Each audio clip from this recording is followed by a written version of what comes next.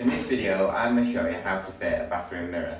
So we've got our LED backlit mirror here, and they all attach in slightly different ways. So it's always important to get the manufacturer's instructions out so you can have a quick flick through these.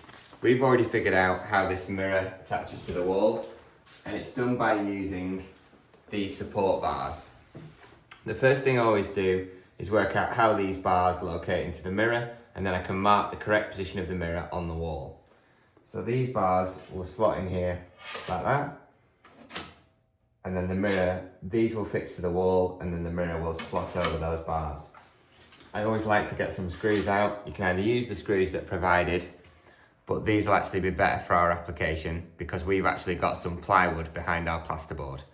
So our screws will fit through here like that. Screws are going there, that slots behind there, and obviously we're doing this from the back, and that'll fix into the wall. So the first thing we're going to do is get these brackets fixed to the wall in the centre and nice and level. So we've actually already marked this on, and we've given ourselves a height to work off, and we've also given ourselves a centre line. So if we look back down to our mirror, we can work out how much further the mirror comes past our support because we can locate it in. So we're now located to where we're going to sit, and then I always like to measure up from the bottom edge. So we've got 150 there to the top of the mirror to the bottom edge of the bracket. So then we've done our line at the bottom edge of the bracket, and we know that our mirror will stick up 150 millimeters past.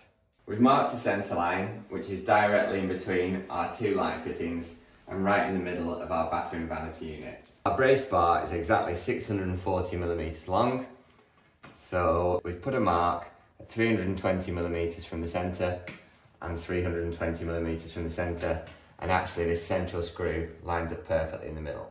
Because we've got OSB behind our plasterboard, we can screw directly into our wall. We're only using these short screws that will go through our plasterboard into our OSB behind, but always make sure there are no wires or pipes behind where you're fixing your bracket. So with our bracket here, we know that our mirror is going to come 150 millimeters up from this bottom line here, and I always like to put my first screw in either the left or the right side. Because I'm right-handed, I'm going to put a screw into the right side.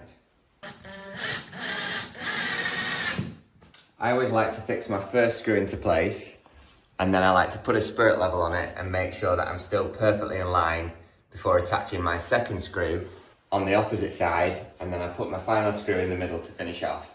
This just ensures that hanging your bracket is a little bit more accurate, because whenever you put a screw into plasterboard or into a wall, it can move slightly. So if that screw's pulled the bracket out a fraction, when we put our level on there, we can correct it back and make sure everything's perfectly in line. It's actually better if you can use a spirit level that's the exact length as your bracket, because then you can guarantee that everything's perfectly level.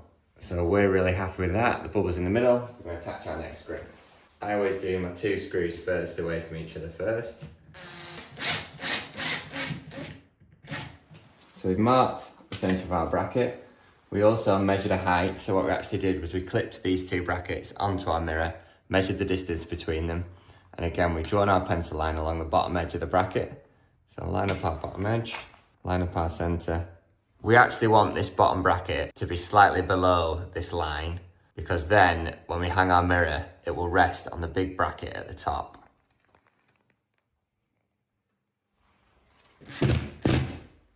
It's not just as critical you get this bracket level, but we're going to try our best anyway. So we've got our top bracket on the back of our mirror and our bottom bracket, and they actually correspond with our top and bottom bracket on our wall. So we're going to slot these over, and you should find there's a little gap behind these brackets which will accommodate the metal on the back of the mirror.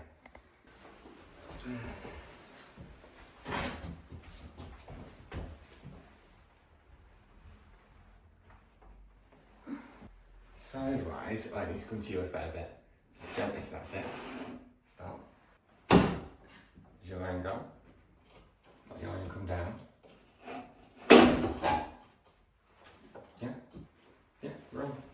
If your mirror is securely attached to the wall, you shouldn't be able to pull it away.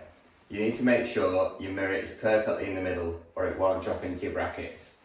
As soon as you feel the mirror catching on one side, if you centralise it up, the brackets should guide nicely into each other.